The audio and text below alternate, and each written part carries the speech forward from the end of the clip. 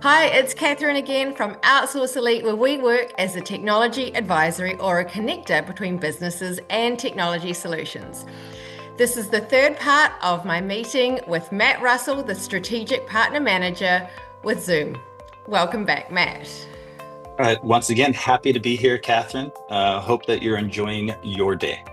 Thank you, Matt. I am. I'm excited to catch up with you today and talk about some of Zoom's success stories because we've talked about different use cases, but it's really nice to give you the opportunity and have the listener understand, a recent success story and how Zoom works in the real world and its real impact on the businesses. Yeah, absolutely. Zoom's stance is that our customers are North Star. And me being within the channel, I don't get an opportunity to be out in front of customers as much as I'd love to. However, in certain cases, for instance, I recently attended a partner event in Boise, Idaho. It was at the Stuckel Center. I could be pronouncing that wrong. It was at Boise State University. And there, I met a CEO of a nonprofit group of mental health clinics, and they were a very happy and continue to be a very happy Zoom telehealth customer, leveraging our meetings platform. She was looking at ways to further AI within our organization in a responsible, secure manner. And apparently, I didn't know this, there is a gap within mental health field for not only accessing and leveraging AI, but also integrating into the various EMR and EHR platforms today. And at the surface level, she and her IT team were looking at ways to enhance the patient experience across the entire office and across the office visits and televisits. By incorporating AI Companion and leveraging specific vertical templates for entry into the EMR and EHR, it allowed that clinician and patient to connect versus a clinician just typing in the EMR and EHR. Now, Zoom Workplace for Clinicians, it allows this mental health nonprofit to spend time with patients and less time with paperwork. And from a clinician standpoint, we just alleviated the least favorite part of the job, paperwork. And with Zoom Workplace for Clinicians, appointment notes are automatically generated and inputted into leveraging our AI into their CRM or EMR, EHR. So physicians can truly focus on what matters most, and that's their patients. So that was a great success story that they've already implemented. They're already seeing value in this, and they're looking at rolling it out to other clinics. That's fantastic and a great blueprint too. So not only is the patient experience enhanced, which is often a focus, especially when we're dealing with thinking about the customer journey or contact center, but also the clinician's experience is enhanced, and so you've got a happier doctor and a patient that has more time with them. So an overall win for everybody. Absolutely. Again, AI's purpose here with Zoom is not to replace people; it's to augment people. It's to enhance those patients' customer experiences. Yeah, that's fantastic. Are there any other standout cases outside healthcare that you want to talk about? Absolutely. Another one that comes fresh to mind here.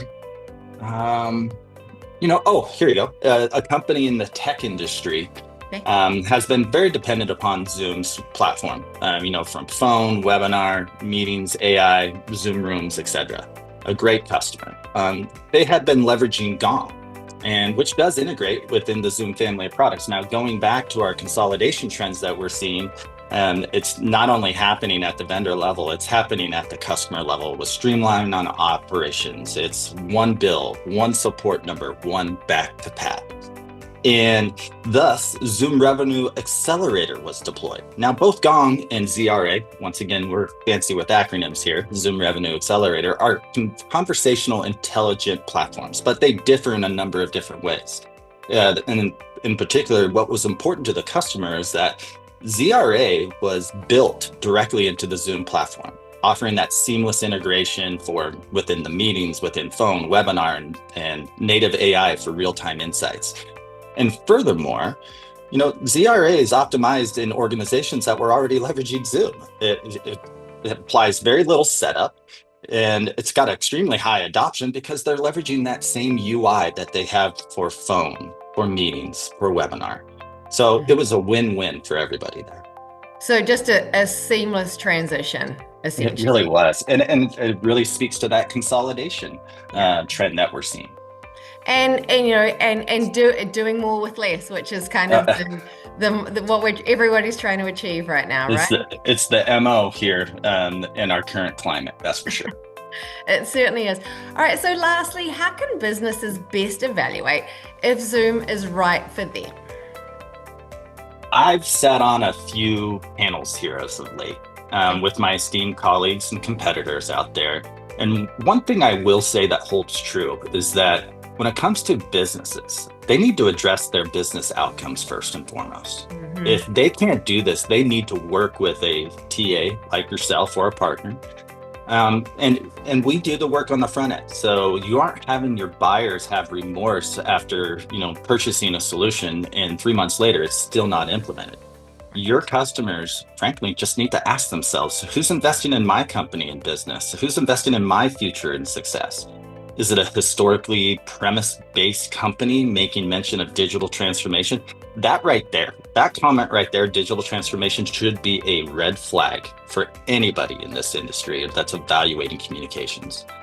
Is it the company that just completed another acquisition to fill a gap and spend that tech equity into trying to make it work, round hole, square peg? Or is it a company that innovates on a single platform at a velocity that is unheard of in this industry? 1 year of Zoom is like 7 years in the wild here in the industry.